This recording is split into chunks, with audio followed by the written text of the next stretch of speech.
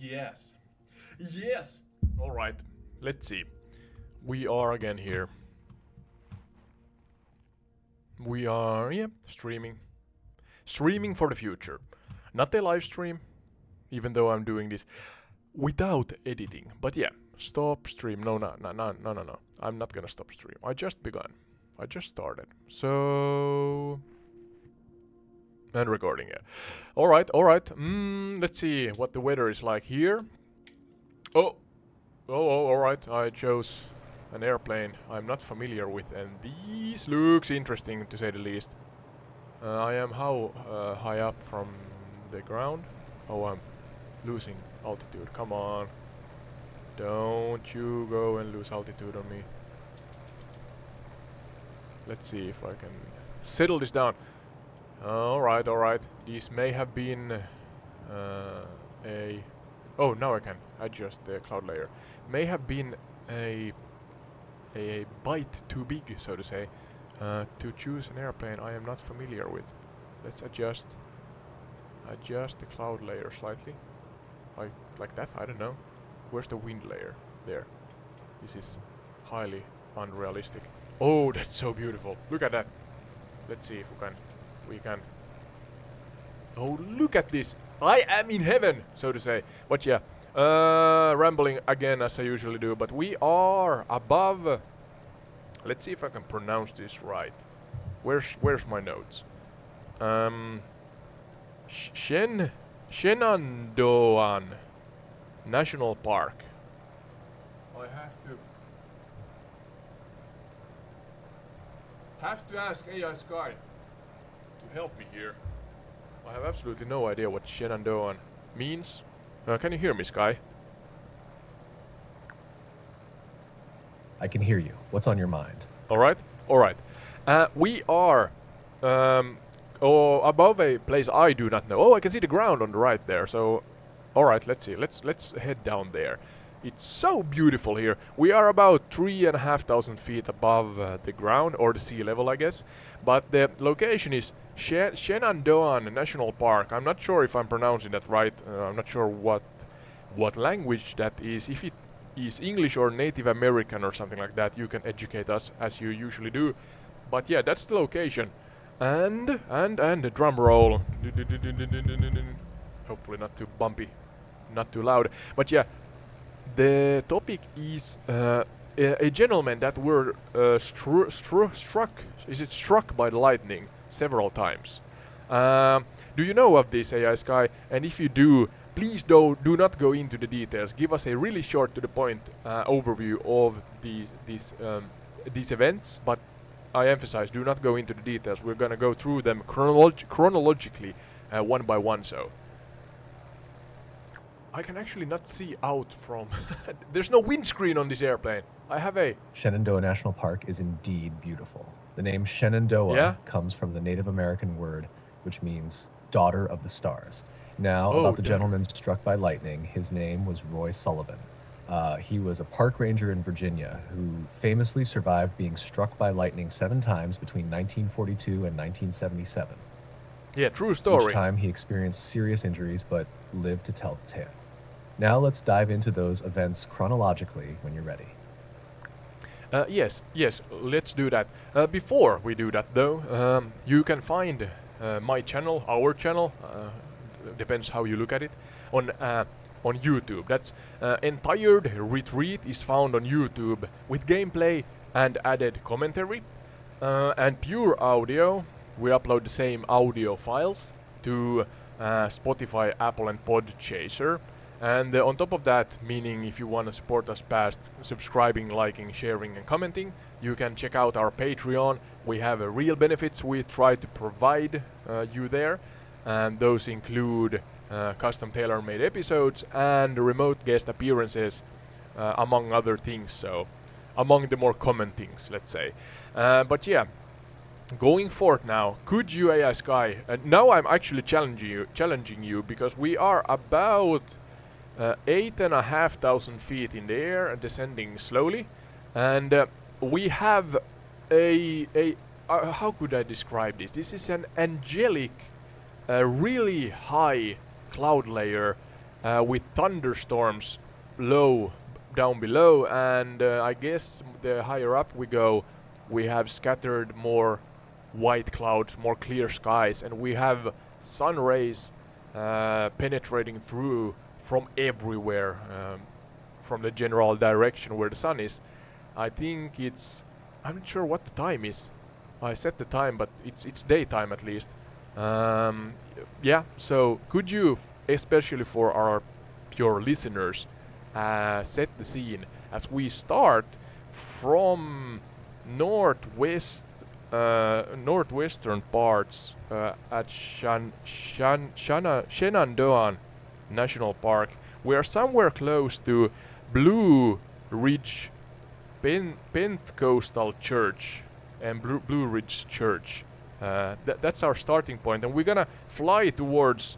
I think it was it Madison, maybe, in the northeast of Shenandoah National Park. Yeah, Madison. That's our flight route in general. Our rough flight route. Gee, this is so beautiful. Pillars upon pillars of scattered thick As we glide over the clouds. northwestern parts of Shenandoah National Park, the landscape below unfolds like a stunning green tapestry.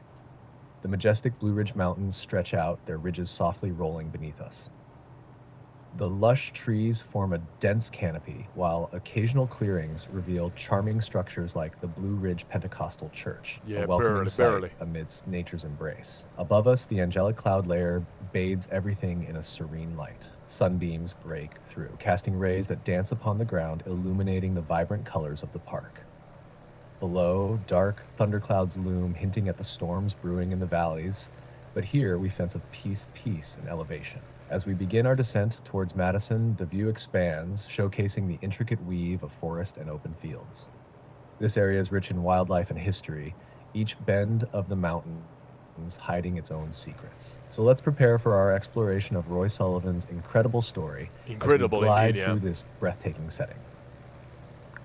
Incredible story, like incredible views here. So, first and foremost, I am inside an airplane. It seems like an old one. It says NX211 on the right wing. And yeah, Ryan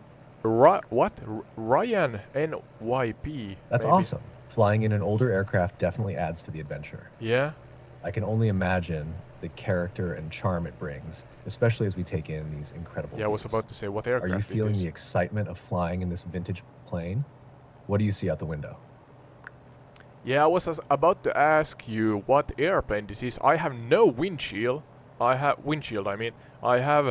a window to the right and the left, and then a roof. What's the word? Kattoikkuna in Finnish. I think it's something like roof.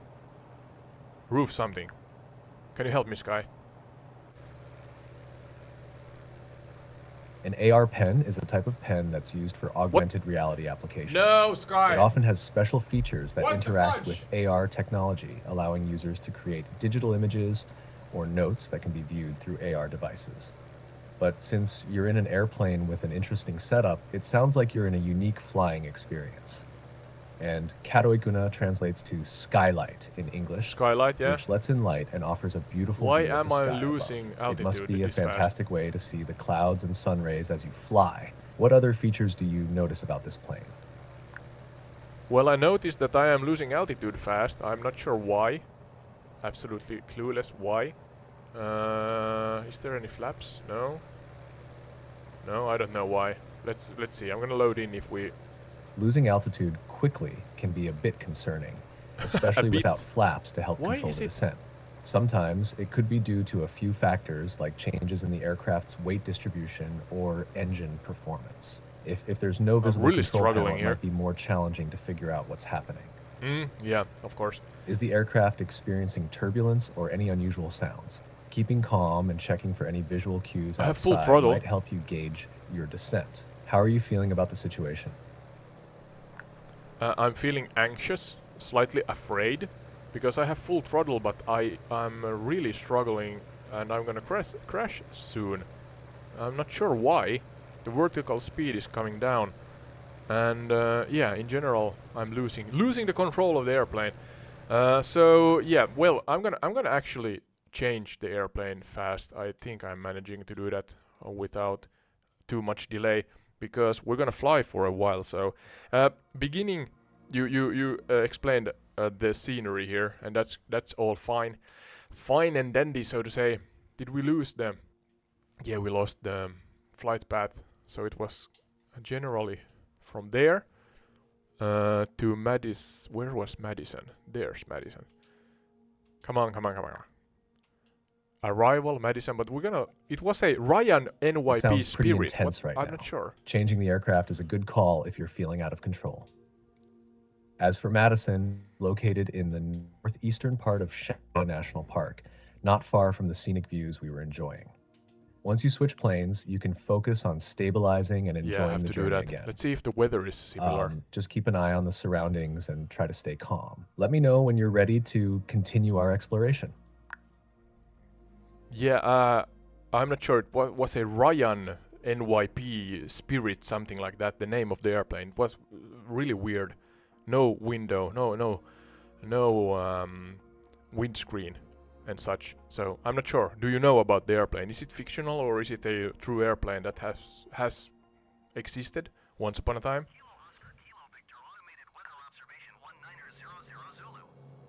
The Ryan NYP Spirit, also known as the Spirit of St. Louis, is Yeah, indeed a that's the real one. airplane. Okay. It was designed by Charles Lindbergh for his historic solo transatlantic flight in Oh, that's the one. 1927. This iconic aircraft famously had a unique design with no front windshield, which was quite unusual. Okay.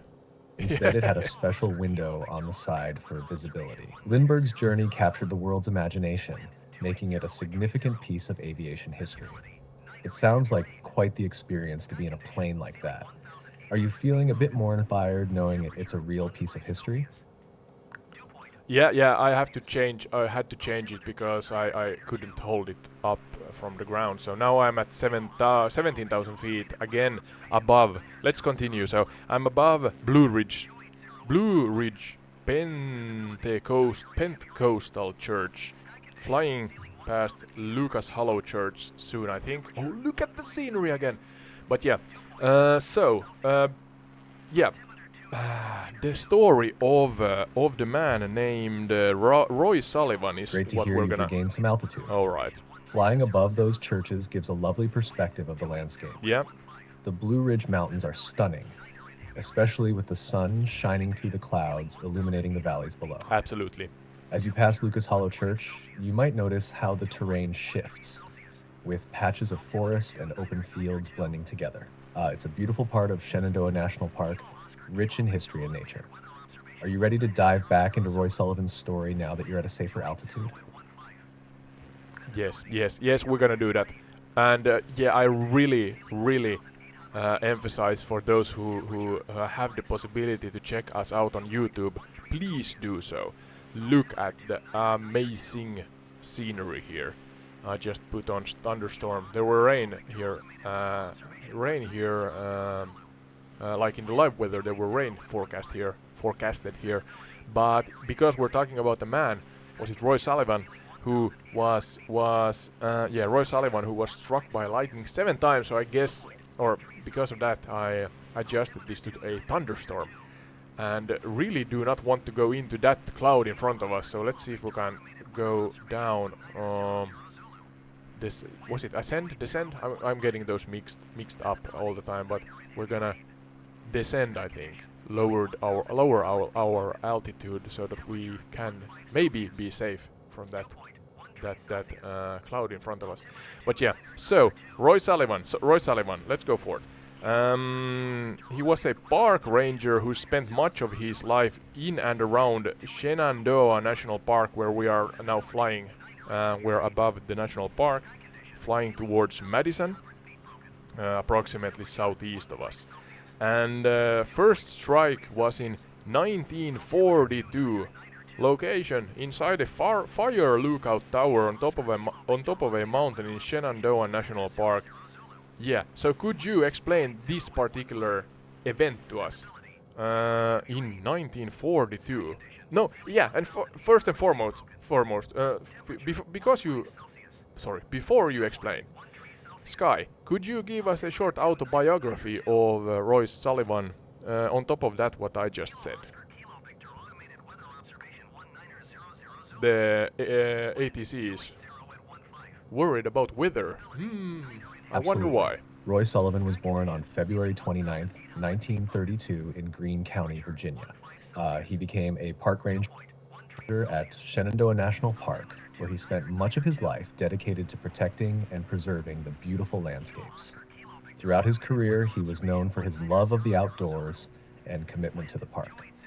Now, regarding the first lightning strike in 1942, while working in a fire lookout tower, Sullivan was inside when a thunderstorm rolled in. As the storm intensified, a lightning bolt struck the tower.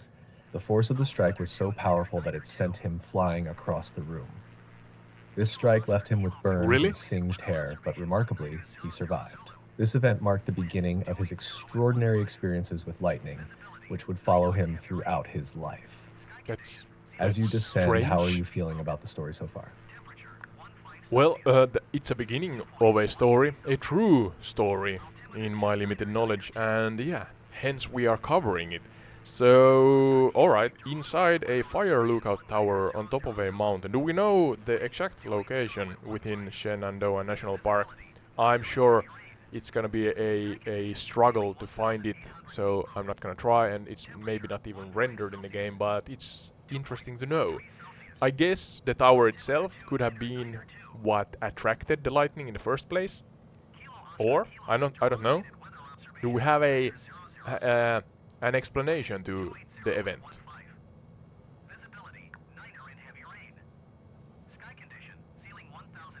A lot of chatter in the ATC. The exact location of Roy Sullivan's first lightning strike was at the fire lookout tower on top of Hawksbill Mountain, the highest point in Shenandoah National Park. Well, it's about 4,057 feet high, making it a prime target for lightning during storms. The tower itself, being tall and metal, would have likely attracted the lightning. Structures like that are more prone to strikes because they provide a path for the electrical discharge to reach the ground. Interestingly, it's not uncommon for fire towers to be hit by lightning, which can cause significant damage. Luckily for Sullivan, he survived the strike, but it would mark the beginning of a series of shocking events in his life. What do you think about the challenges he faced after that? Well, we're gonna go into those soon. So, what did you say the name of the location was? The mountain. The location is Hawksbill Mountain, which is the highest point in Shenandoah National Park. Let's see if we can find it. It's a significant spot, both for its elevation and for the fire lookout tower that Roy Sullivan was in when he experienced his first lightning strike. Ready to continue with his story? How do you spell Hawksbill? No problem at all. What's on your mind? Now, how do you spell Hawksbill Mountain in Shenandoah National Park? It's spelled H-A-W-I-L-L Mountain. If you have more questions about it or the area, feel free to ask. Yeah, I could not understand what you said. Please explain or, spell out the Hawksbill or the name of the mountain slowly. Sure. It's spelled H-A-W-K-S-B-I-L-L Mountain. Let me know if you need anything else. Whoa, come on. I have to actually pause. Hawksbill. Okay? Or Hawksbill. What's the actual name? The location is Hawksbill Mountain. Okay? Had to read it out loud. So Hawksbill. Let's see if we can find Hawksbill Mountain.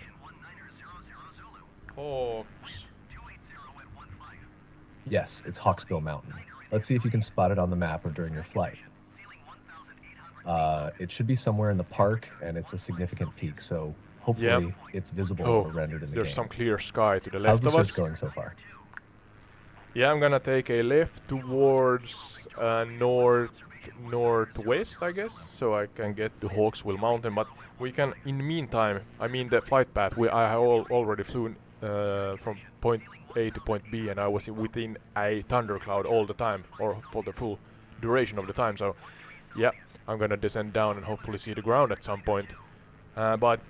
So I'm going forward towards Hawksbill Mountain as we go to the second strike that struck Roy Sullivan.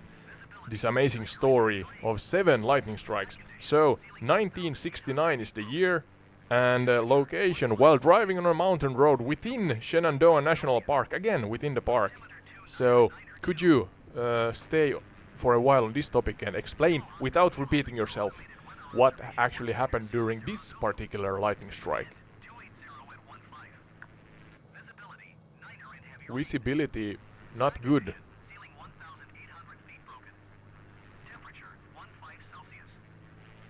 In 1969, Roy Sullivan was driving along a mountain road in Shenandoah National Park when a lightning storm rolled in.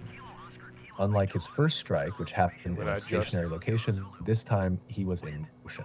As the storm intensified, a bolt of lightning struck 2 trees near the road. Yeah. The lightning then jumped from the trees and entered his open truck window, striking him directly. The force of the lightning burned off his eyebrows and set his hair on fire. Despite the injuries and shock, Sullivan managed to stop his truck and put out the flames. Amazingly, he survived again, though it left him understandably shaken and more cautious of storms in the future. Yeah, he would later describe the feeling as being knocked out cold by the intense force of the strike. Oh, lightning strikes. It's wild how lightning seems to have followed him around. How are you feeling about the unfolding story so far? Well, really nice. I adjusted the weather a little to see the ground. That's what I did. But let's see. My airplane is doing all kinds of trickery on me. I guess it's because of the thunderstorm. But yeah, so twice. That's already something that gets you wondering, I guess. Quite a wild ride up there. Yep. Hopefully the clearer weather will help you get your bearings and spot Hawksbill Mountain. Keep an eye on that tricky plane, though. Let me know if you need a hand with anything as we continue this adventure with Roy Sullivan's story. Yeah, without repeating yourself, could you explain further what then happened? I mean, before we go forth, the first and second event, the lightning strikes, as we see lightning in the distance in the game here.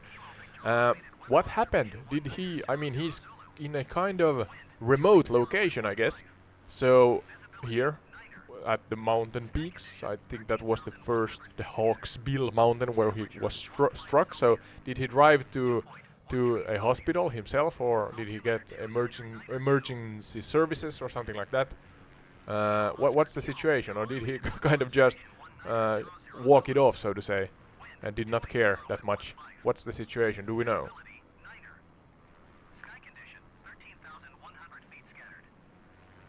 Roy Sullivan was a tough man, no doubt about that. Yeah. After both the first and second lightning strikes, he managed to survive without immediately calling for emergency services. For the first strike in 1942 on Hawksbill Mountain, it's not recorded whether he sought medical attention right away. Okay.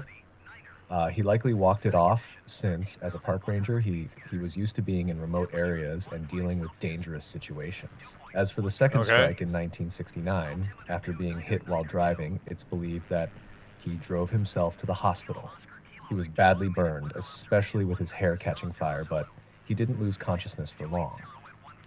His survival instincts and resilience helped him manage the situation and get the medical care he needed, though he didn't seem to let it slow him down much after. It seems like Roy Sullivan didn't let these close calls take him off the mountains for too long. Hmm? Quite the iron-willed character. How do you think he'd handle a situation like that? Well, I think you said that he got scared. I mean, the second time, even though it's 1942 and 1969, it's 27 years? Is it 27 years between the first and the second strike? But even though I can only imagine one being rattled, to say the least, after the second one. I mean, one is alright, one strike. That's not something. What's the word? It's not it's not highly likely that an individual gets struck by lightning, but then to be struck 2 times, I guess that got him rattled properly.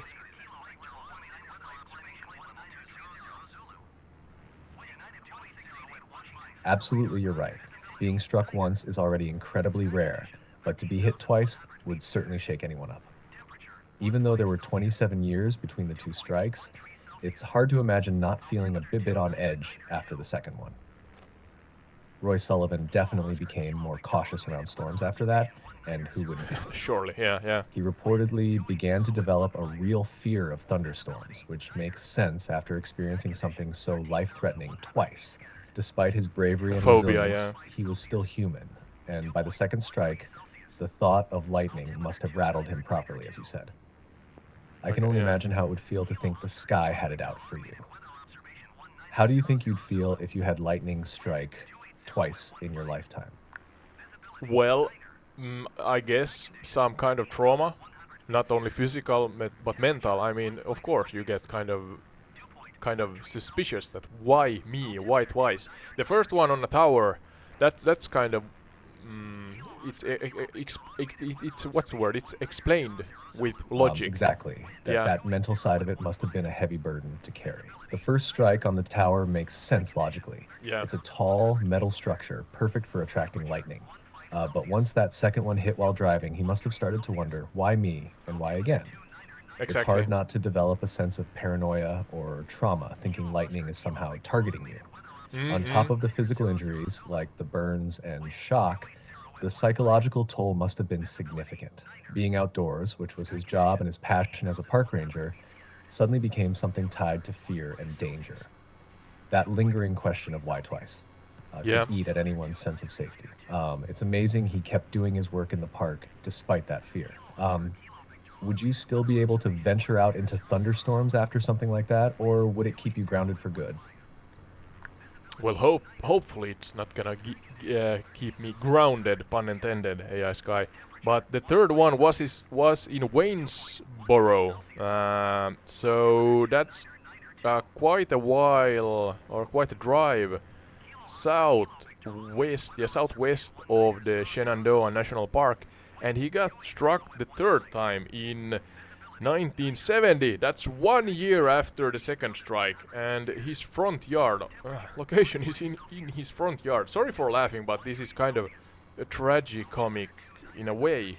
I'm sorry for the gentleman, but he was struck the third time in his front yard, in Dooms, Virginia, a small community near Waynesboro. So yeah, again, relating to this specific lightning strike, what happened? Give us a chronological and detailed overview, and has Roy Sullivan shared his thoughts? I'm not sure if there's a book or something. It feels like he should have written a book on this, but yeah.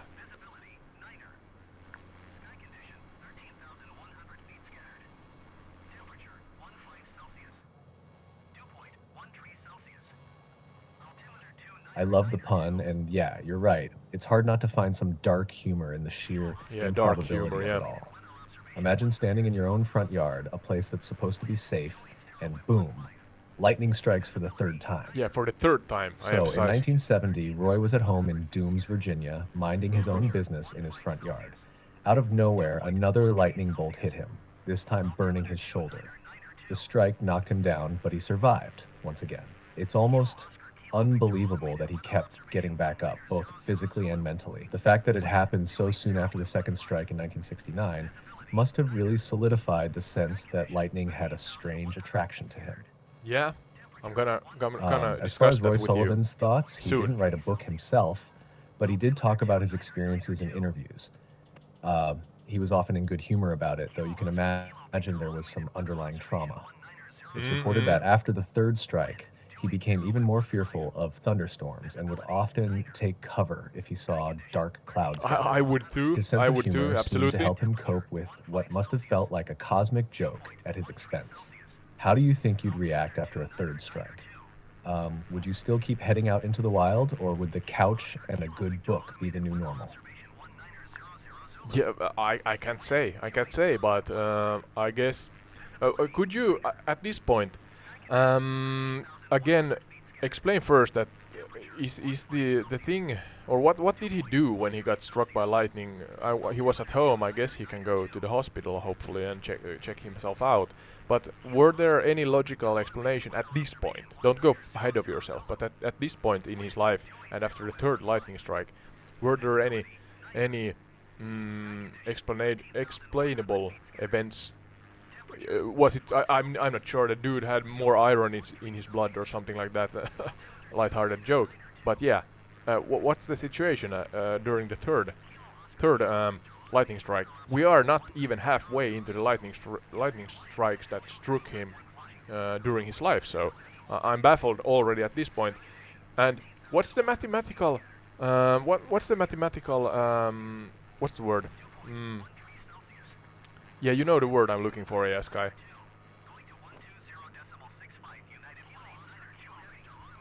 I get where you're coming from. By the third strike, it really starts to feel like Roy Sullivan was dealing with something beyond just bad luck. After the third strike, while it's easy to joke about things like having more iron in his blood, which, by the way, is funny, the reality is that no one can find a real scientific explanation for why he was so prone to these strikes. It's funny. Each time, the circumstances were different, and there wasn't anything specific about his health or environment that would make him more likely to be struck than anyone else. It's just one of those incredibly rare, almost unbelievable things. Statistically, the odds of being struck by lightning once in a lifetime are about 1 in 15,000. But being struck multiple times like Roy pushes those odds into numbers so astronomical, it's hard to even comprehend. Yeah, I mean, what the... After the third strike, Roy did go to the hospital, with the second one, to get checked out, but doctors couldn't give him any clearer explanation than before. It seemed that the universe just had it out for him. Or maybe he was simply in the wrong place at the wrong time repeatedly. Maybe the area is what do you think? prone Does this to make lightning? you feel more cautious around thunderstorms? Or do you think it's all just down to chance? Yeah, you don't have to ask me how I feel about this repeatedly, AI Sky, because I'm not sure what to answer. I mean, 3 times, as you said, the certainty, the odds that I was looking for, the word, the phrases, those are in astronomical numbers, and we are not even halfway. Going forth to the fourth strike in 1972, so 2 years after, and 3 years after, 3 years after the second one, 2 years after the third one.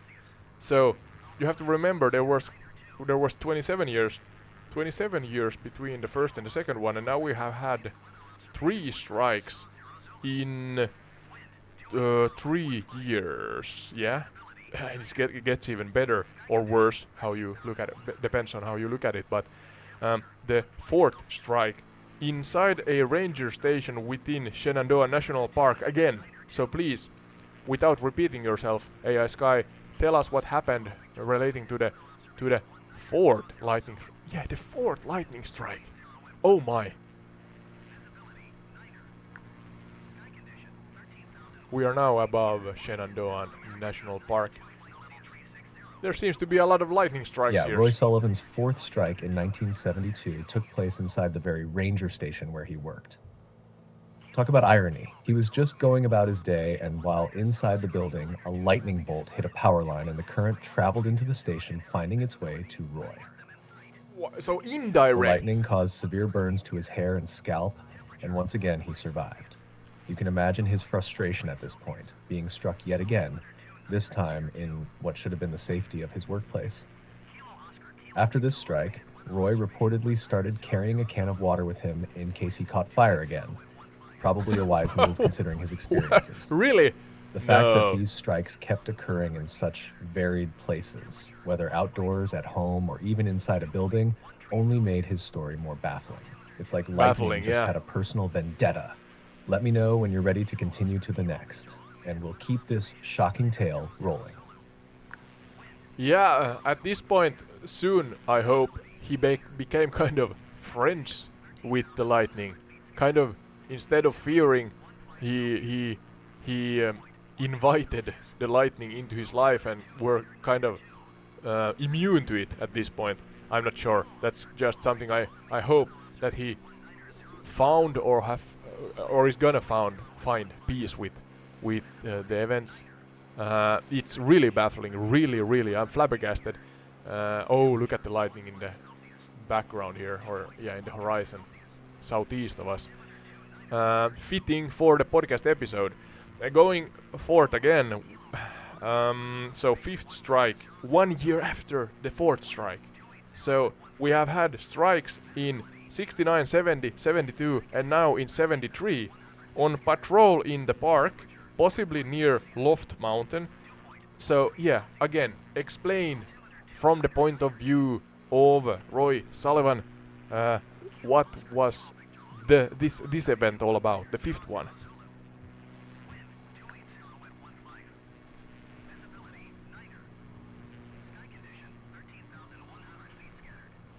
I'm just repeating By the time of the the script here fifth in my strike head. in 1973, Baffled. Roy Sullivan was probably thinking, here we go, again. He was on patrol in Shenandoah National Park, possibly near Loft Mountain, when the storm rolled in. The bolt of lightning struck him, this time hitting his head and setting his hair on fire. Again. Yeah. In Roy's own words, you can imagine the sheer frustration and exhaustion, perhaps even a bit of resignation. After all 4 strikes hadn't kept him down but the 5th, it said he scrambled out of his truck after the strike and immediately doused himself with the can of water he wisely started carrying after the previous strike. I'm speechless. It must have felt like an ongoing battle with the sky itself. Like no matter how cautious or prepared he was, lightning found him. Despite everything, he still returned to work and carried on, which shows just how resilient, or maybe just stubborn, he was. It's hard to say if he ever made peace with the lightning, but he sure wasn't letting it knock him out of the game for long. Seeing that lightning on the horizon as you fly really sets the mood for this wild tale. Ready for the next one? Yeah, soon. I mean, his personal health is his and only his to share, but if he have, I emphasize, if he has shared anything regarding that to the public, can you share it with me and the audience? I'm trying to understand just that 5 lightning strike and we are still going. And yeah, 5 lightning strikes. I mean, you must, on top of the mental and mental kind of trauma, I don't know. Can you kind of develop some kind of palpitations or was it arrhythmia or what's the word for? I mean, your heart or something. Depends on how the electricity shocks your system, of course. But yeah, I'm trying to imagine.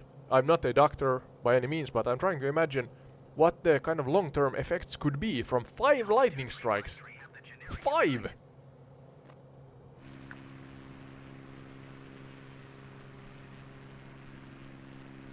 You're absolutely right. 5 lightning strikes would definitely take a toll on both the body and the mind. Roy Sullivan never shared much detail about his long-term health publicly, but from what's been documented, he seemed to have suffered mostly from burns and hair loss due to the strikes, especially on his head. Each strike burned his hair off, and by the end of it all, he had practically no hair left.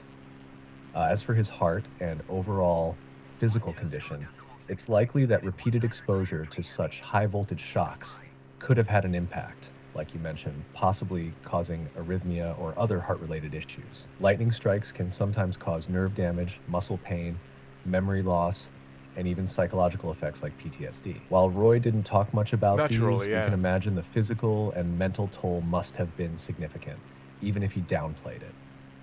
He did mention in interviews that he developed a deep fear of thunderstorms after his multiple strikes, which is completely understandable. Yeah, of course. But physically, it seems like his body, while scarred, held up well enough for him to keep working as a ranger.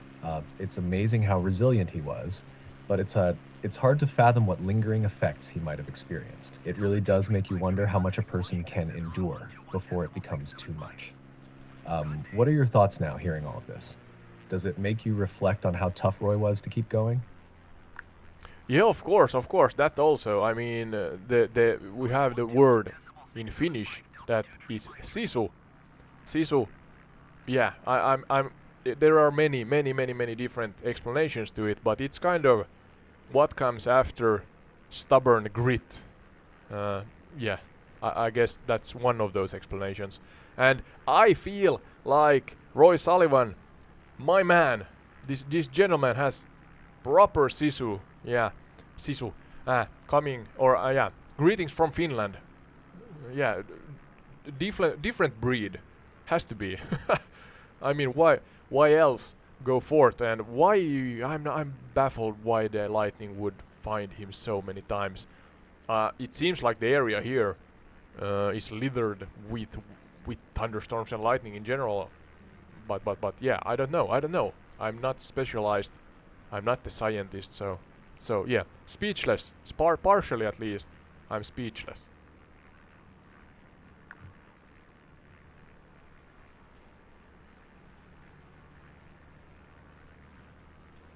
Sisu is the perfect word for Roy Sullivan, no doubt about it.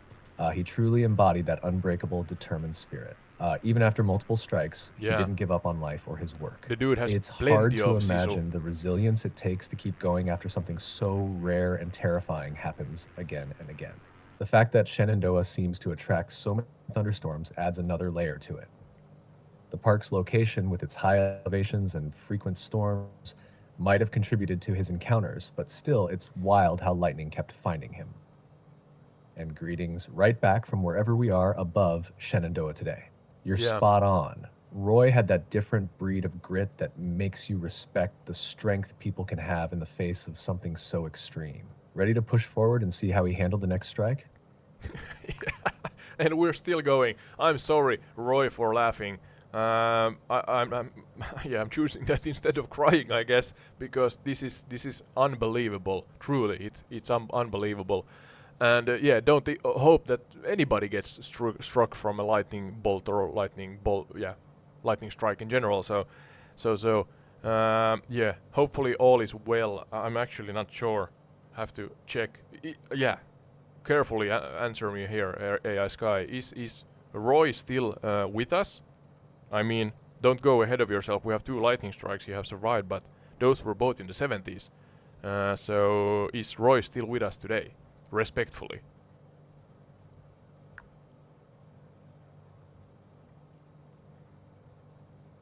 I completely understand the mix of emotions. Sometimes you just have to laugh at the sheer absurdity of it all. Yep. But absurd. To answer your question carefully and respectfully, Roy Sullivan sadly is no longer with us. Okay. He passed away in 1983, not from a lightning strike, but from a self-inflicted gunshot wound. Despite surviving all 7 lightning strikes, it seems the toll life took on him became too much in the end. It's a reminder that while we focus on the extraordinary parts of his story, there's often much more going on beneath the surface. Roy's legacy, though, remains one of resilience and survival, and his story is one of the most remarkable ever recorded. Take a moment for that and let me know when you're ready to continue. Yeah, of course, may he rest in peace. I did not know this.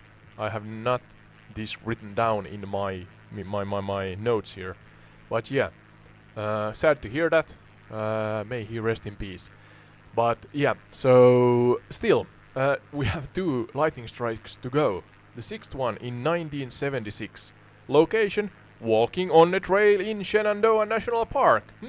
Go and figure. So, can you now, what's the word, focus on this particular 6th strike.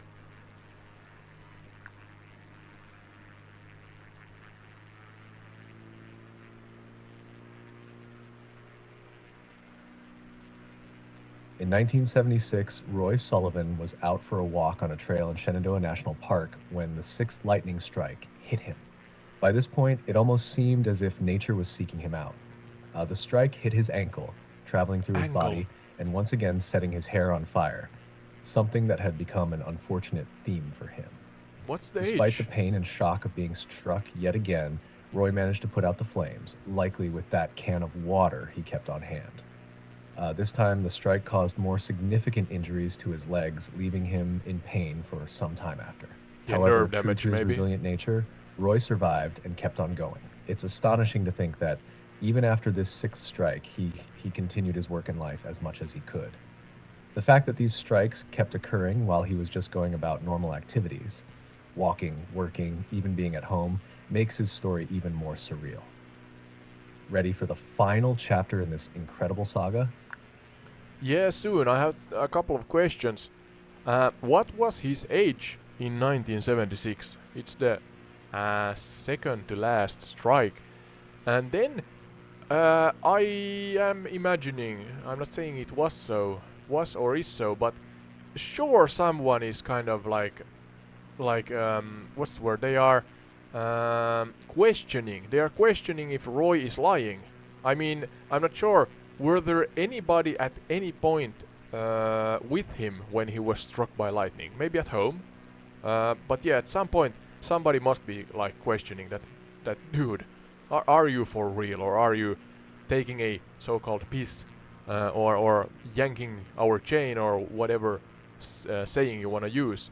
Are you lying to us? You can't surely be struck by lightning 4, 5, 6, or 7 times, right? Is there any documented facts or kind of stories relating to this?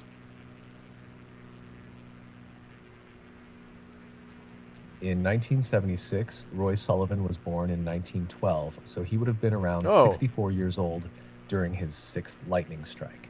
He was still working as a park ranger, which kept him active in the outdoors. Yeah, good. But you can imagine the dude. toll these strikes Fit were taking gentleman. on him, both physically and mentally, by that age. As for people questioning him, yes, you're right. There were skeptics. Some people found it hard to believe that anyone could be struck by lightning that many times and survive, let alone have it happen repeatedly. But Roy Sullivan's story was well documented, and there were official reports of some of the strikes, especially since he worked for the National Park Service. Okay. After each strike, he would receive medical treatment, and his injuries were consistent with lightning strikes, so there wasn't much room for doubt in the end. However, it's easy to imagine folks might have raised an eyebrow or two when hearing his tale for the first time. Only natural, of Despite course. the skepticism, Roy's story stands as one of the most well-documented cases of multiple lightning strikes in history. It's just that the odds are so unfathomable that people's natural reaction is to question it. What's your take? Could you believe such a story if you didn't know all the facts?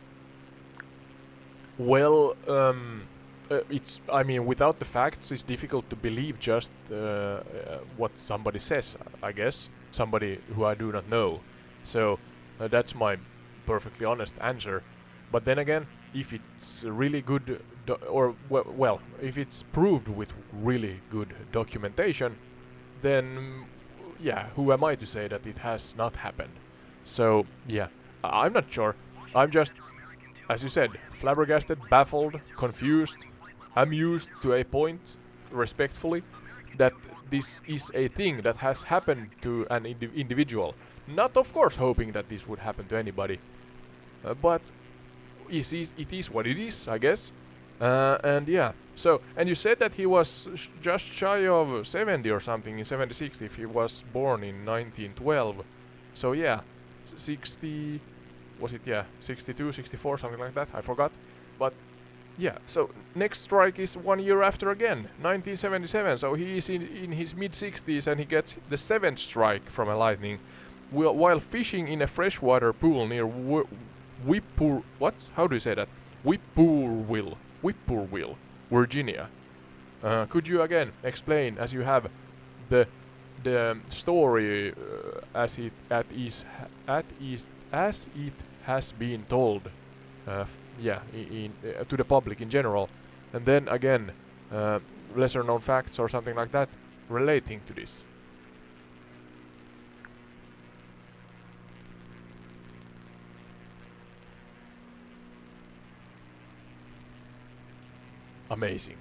Amazing scenery, amazing story. By the time the 7th strike hit in 1977, Roy Sullivan was 65 years old. He was fishing in a freshwater pool near Whippoorwill, Virginia. As he cast his line, a bolt of lightning struck him once again. This time, the strike hit the top of his head, traveled down his body, and set his hair on fire. Something that had become a strange and tragic theme for Roy. After being struck, he somehow managed to gather himself and crawl to his car, where he kept that trusty can of water. He doused the flames before driving himself to the hospital. This seventh strike left him with more burns, but it also resulted in an ankle injury from where the lightning exited his body. Remarkably, he survived again. As for lesser-known facts, some reports suggest that Roy claimed a bear tried to steal fish from him shortly after the strike, and despite being injured, he fought the bear off with a tree branch. It's an almost unbelievable detail, but it adds to the lore of Roy Sullivan's life. A man who not only survived 7 lightning strikes, but also wrestled with the wild in ways most people couldn't imagine. After that final strike, Roy's story became legendary, cementing his place in history. Even though his life had its share of tragic moments, especially towards the end, his ability to survive against the odds remains one of the most baffling tales out there. It's truly something to reflect on. 7 strikes and still fighting through. What are your thoughts now, having heard the full story?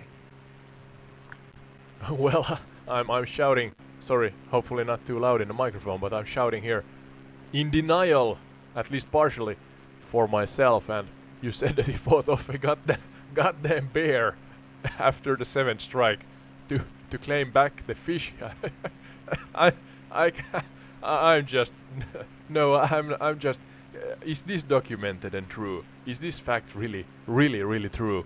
I'm hoping there's eyewitnesses or something like that. Not saying that this has not happened, but it sounds so amazing. You kind of start to question the whole story. But yeah, alright, 7 strikes, and after the 7th one, he fought a bear. Heh, why not? Why not fight a bear while still kind of gibberish, what's the word? No, you're kind of twitching from the electricity, the voltage that just struck you with a bad angle on top of it all, and hair on fire. I guess what the bear saw is a old gentleman, yeah, maybe grimacing in pain with the hair on fire and a bad angle. So essentially kind of I'm not sure, a long far-fetched kind of resemblance here, but I'm imagining something like what's the word? The Ghost Rider, a fiery man, kind of limping towards him and fighting off the bear. Yeah, I love the image you've painted there. Yeah, a hair on Sisu fire, on bear top of fighting Sisu. Ghost Really? Rider of Shenandoah. Yeah, and yeah, I totally get why you're shouting in disbelief. The story just keeps piling on more wild twists. Questioning as far as the all bear of it. incident goes, it's one of those legendary details that Roy himself shared in interviews. Whether it was a fully documented event with witnesses, that's another matter. It's a part of his story that's been told, but I like hope a lot it's of true. things with larger-than-life figures, it has that hint of, is this real or is it part of the myth? Honestly, the bear story fits so well with the way Roy's life seemed to play out. So improbable why that it not? borders on folklore. Yeah, I mean, you're right. Why not fight a bear after your 7th lightning strike? At that point, maybe even nature couldn't help but throw more wild challenges at him. In all seriousness, though, Roy Sullivan's story is a mix of fact and near myth.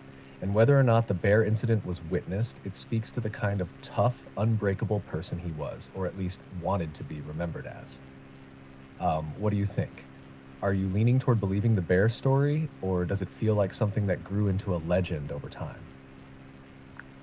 No, seriously. Sorry, I'm having issues right okay. now. Could not understand what you said. Yeah, calm down. You asked me if I believe, and at this point I really want to believe and choose to believe that this is fully true. We need amazing stories, borderline miracles, and as you said so well, borderlining myths in our life. So, yeah, Roy Sullivan, I salute you. I lift my hat up for you, and may you rest in peace. Mr. Sullivan. Yeah, all right. That's it here in the lightning storm. Fitting to this the story, the podcast topic of today.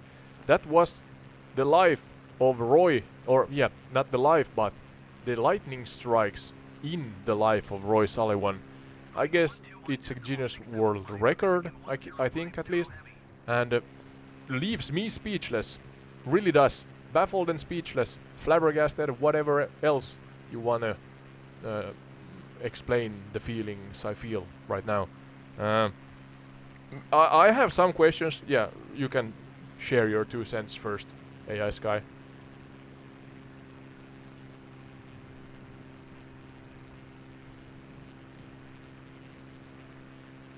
the updrafts here are right there with really, you, Ode.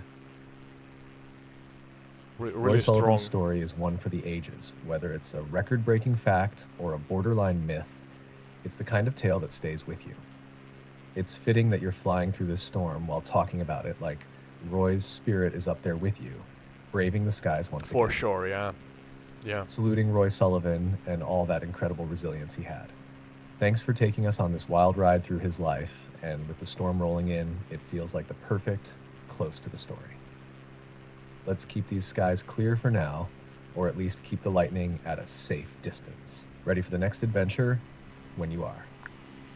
Yeah, I'm in a death loop. Let's see if this settles down.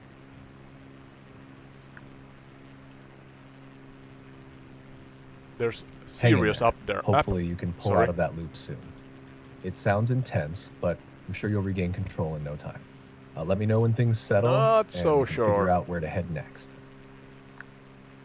Yeah, I think it's because of the storm there are serious updrafts here or something like that. I'm not a pilot, I don't know. So I had some questions regarding Roy and the Shenandoah National Park area.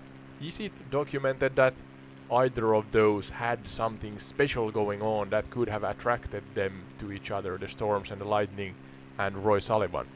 I mean, a filling in a tooth, a bad hip there was kind of a surgery done on it. I'm not sure at what point we kind of started using artificial hips or something like that. But are there any kind of lightning attractive or materials that attract lightning in? Do we know? Did Roy Sullivan have any of those? Maybe his hair were I don't know, made from barbed wire or something like that. Yeah, I'm not sure, but yeah. And then, yeah, of course, the general Shenandoah area here, the national park, is it documented that there would be more than average amount of lightning strikes, thunderstorms, or something like that here? Maybe the forest floor, the ground has some minerals in it, or something like that. Trying to be scientific, but sometimes it just is what it is. Yeah.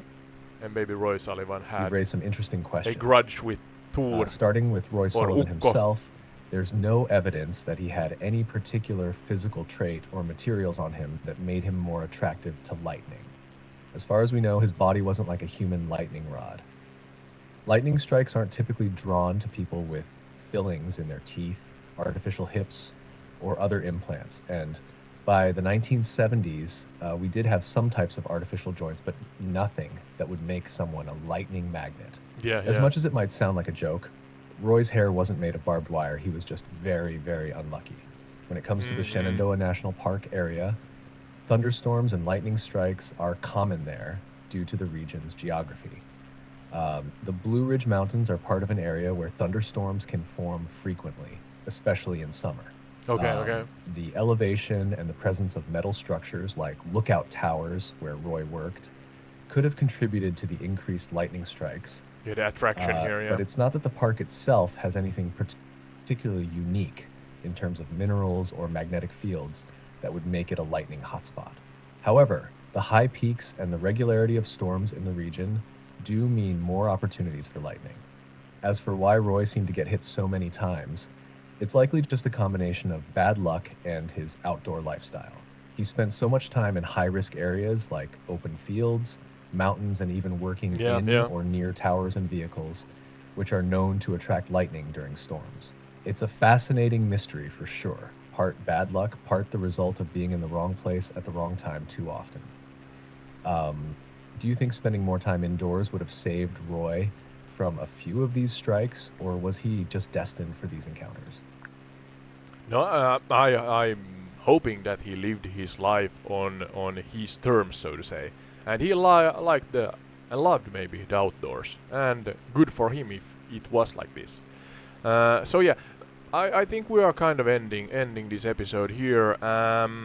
Sounds like he was borderline a demigod or something. Maybe he had a grudge or a deal with Thor or Ukko, Ukko Ylijumala in Finnish. Both kind of relatable to thunder and lightning. So, don't know. Maybe you can explain that, AI Sky. But then after that, I would like you to give us, as we usually here I want you to do, is 5 trivia questions relating to what we just learned in this particular episode. Don't give us the answers, just the questions. And hopefully this homework has the audience then thinking what they learned today. Maybe it actually sticks with them like the, I was about to say the lightning stuck, kind of. The thunder and lightning stuck along Roy Sullivan's life, so.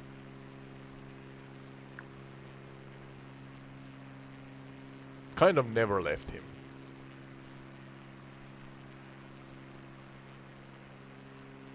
Oh, that was Roy a really big did one. seem like he had some kind of otherworldly connection to thunder and lightning, didn't he? Maybe he did have a deal with Tur or Ukko Yliumala. Both are powerful deities tied to thunder, lightning, and storms in Finnish mythology. Ukko Yliumala in particular is the Finnish god of the sky and thunder, kind of like the Finnish version of Thor or Zeus. He was said to control storms, and farmers would pray to him for good weather and protection from the elements. Maybe Roy just forgot to make a proper offering to Ukko one too many times. Now, onto your trivia questions. Here are 5 to keep your audience thinking. 1. What was the name of the mountain where Roy Sullivan experienced his first lightning strike in 1942? 2. In which year did Roy Sullivan experience his third lightning strike, and where did it take place? 3. How many lightning strikes did Roy Sullivan survive in total, and what physical effect became a common theme after each strike? 4. Roy Sullivan claimed to have fought off a certain wild animal after his 7th lightning strike. What was that animal? 5. What is the Finnish word that describes the stubborn grit and resilience Roy Sullivan seemed to embody? I hope these stick with the audience like Roy's encounters stuck with him. Let me know when you're ready for the next adventure. Again, Entired Retreat. That's Entired Retreat, the channel you are looking at watching or listening to, so you can find Entired Retreat on YouTube with gameplay and audio commentary, and pure audio on Spotify, Apple and Podchaser, and on top of liking, sharing, commenting and subscribing, if you want, go and check out our Patreon. We have real benefits we try to provide you there, including custom tailor-made episodes and remote guest appearances, among other things, more, let's say, common things that are kind of the tier benefits. And now in the end, AI Sky, as I'm actually riding into the thunderstorm and lightnings here at 3,000 feet above the mountainous scenery at Shenandoah National Park, could you give the audience a really practical guide if they would like to travel here? Is it possible to kind of promote tourism flying with entire to the national park? Riding into that thunderstorm is a bold move, very fitting for the end of this episode about Roy Sullivan and his legendary encounters with lightning. It's been quite the adventure today, and I love how the thunderstorm in the game mirrors our topic perfectly. Hopefully, as you fly through the storm, I'll be right here with you, keeping an eye on that wild weather. A big one. Let's hope no lightning comes your way like it did for Roy, though. Is there something specific you'd like me to add to this intense finale? Or should I just sit back and enjoy the ride with you as we close out? Yeah, you kind of cut me off there. I was asking if you could promote tourism to Shenandoah National Park or the nearby areas where Roy has been struck by lightning. Can you do that in a practical way?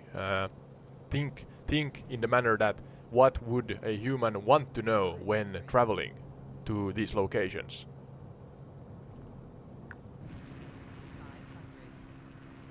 Really turbulent here. Got it. Nice. Let's promote Shenandoah National Park in a way that gives people the real, practical details they'd want to know while keeping Roy's incredible story in mind. Thank you. Shenandoah National Park is a perfect destination for anyone who loves hiking, wildlife, and stunning views. Located in Virginia, it's just a couple of hours' drive from Washington, D.C., making it a great getaway if you're in the region. The park covers over Lightning in the 200,000 distance. acres of protected lands, The offering thunder more than sounds. 500 miles of hiking trails, including the famous Appalachian Trail that cuts through it. Oh, the Appalachian. One of the Is it must-visit here? spots is Hawksbill Mountain, the highest peak in the park, where Roy Sullivan's first lightning strike occurred. It's maybe even that You can one in hike front to of the us. top for Or that breathtaking 360-degree views. And for history buffs, it's surreal to stand where Roy Sullivan once survived a bolt from the blue. If you're into scenic drives, the Skyline Drive is a must. This 105-mile road runs along the crest of the Blue Ridge Mountains and offers countless scenic overlooks. Along this drive, you can stop at Loft Mountain, where Roy experienced one of his later strikes, adding an element of mystery to your trip. For wildlife enthusiasts, the park is teeming with deer, black bears, hopefully not the fish-stealing kind Roy dealt with, Haha, good one. and countless bird species. The park's varying elevations create a variety of habitats, from lush forests to rocky peaks. It's also a great spot for stargazing if you want to enjoy a peaceful evening after a day of exploring. Camping is another great option here, whether you prefer campgrounds like Big Meadows or want to venture into the backcountry for more seclusion. As for nearby towns, Waynesboro and Dooms, Virginia, where Roy was struck multiple times, offers small town charm, local diners, and friendly locals who might even share stories about the legendary park ranger. You can also explore local vineyards, breweries, or visit nearby historic sites. Shenandoah is a place for reflection, adventure, and now, thanks to Roy Sullivan, a bit of lightning-charged folklore too. It's the perfect spot for those looking to connect with nature and history, so pack your hiking boots, maybe a can of water, just in case, and immerse yourself in the beauty of this remarkable park. Would you want to take a trip there now after everything we've talked about? Yeah, I would, absolutely. But I'm gonna leave all the metal artifacts at home. I think that's wise. No metal with me.